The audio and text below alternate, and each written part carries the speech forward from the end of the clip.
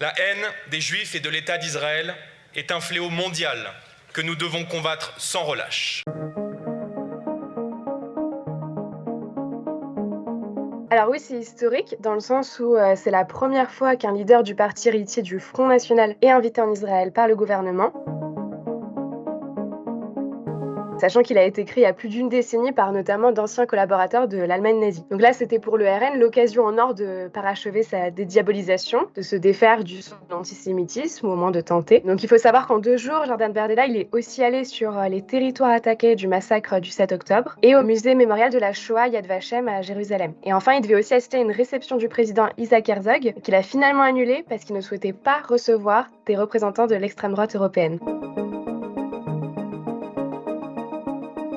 Et justement, beaucoup sont indignés de la présence de représentants de l'extrême droite. Et ce rendez-vous jeudi consacré à l'antisémitisme, en fait, il faut savoir qu'il s'est tenu sans les principales instances représentatives juives mondiales. Le politiste israélien Denis Charbier me disait que c'est du théâtre de l'absurde comme situation. Donc par exemple, il y a eu le grand rabbin britannique, les responsables allemands et britanniques de la lutte contre l'antisémitisme qui ont boycotté l'événement, d'autres personnalités comme Bernard-Henri Lévy. Et en France, le CRIF a dénoncé une instrumentalisation de la question.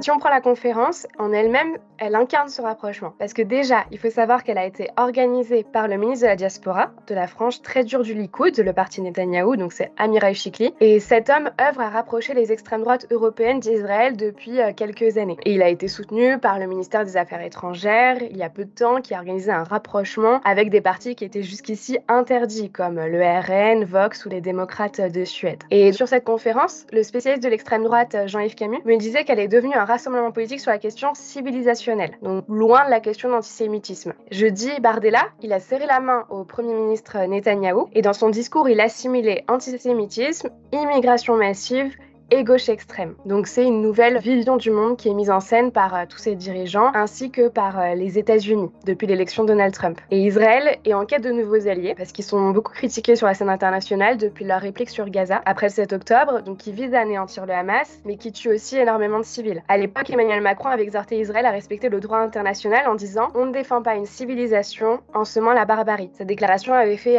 pas mal polémique, mais le soutien du RN, lui, il est inconditionnel et les dirigeants israéliens l'ont bien compris et chacun y trouve son compte aujourd'hui.